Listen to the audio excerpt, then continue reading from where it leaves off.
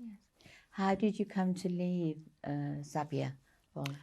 Well, what happened there was that we were left in relative peace for possibly about 6 to 8 months.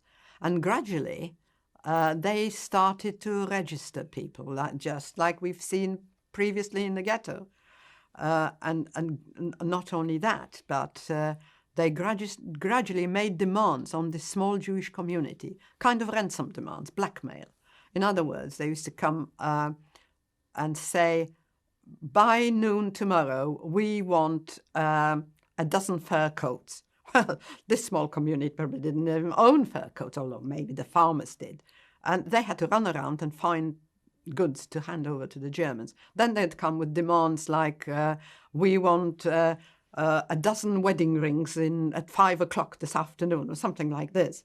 And so gradually they came with all these different demands. And then they progressed and said, tomorrow we want 100 chickens or 10 cows. And they started raiding the farms.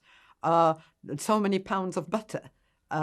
Every day, different demands. Or 5 dozen eggs, or things like that. And that went on. And gradually this community realized they couldn't no longer provide. And always there was the threat that if you don't, you're going to be deported.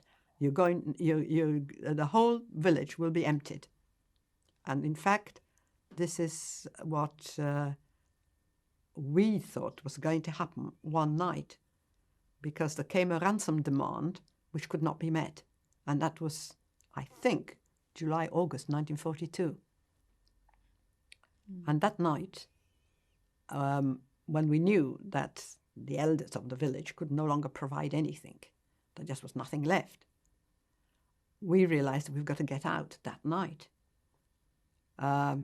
because it was quite obvious that they said, if you don't provide what we want, the whole village will be liquidated. I didn't say tomorrow, but they said it'd be liquidated. Well, there was no time to lose. All the young people ran into the forests, and I wanted to go to the forests, but in the end, my decision was to stay with my parents. And at dawn, we crept out. Oh, and my grandmother wouldn't go. She refused to move. And of course, there was this struggle. What are we going to do with my grandmother? She didn't want to go, and we couldn't stay. And eventually, we had to leave her. How old was she? Do you know? I think she was 72 by that time, which was pretty well my age, as I am now. But she decided she wasn't going to go anywhere, and we had to leave her. The elders of the village, were they the decision makers at that time? No, it wasn't discussed with anyone. My father decided, we've got to go. We're not going to take any notice what anybody else does. We're getting out of the village. And we knew we had contacts with these different estates, and we knew where the forests were. So my mother knew the area pretty well by that time, because she'd been around walking, everything on foot. And so we went and we got out at dawn in August 1942. And we got into the forest, just the three of us.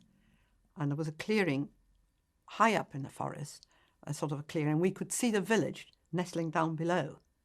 And we actually watched the roundup, the morning of the liquidation. They surrounded the whole village with armored cars, but they brought in carts, small carts, and also lorries. And we watched people being beaten up and thrown onto the lorries and thrown onto the carts and driven away, including my grandmother. Of course, I didn't recognize my grandmother. We were quite a distance away. We heard a lot of screams and shooting. Shots were fired. And after about a couple of hours, the whole place was deserted.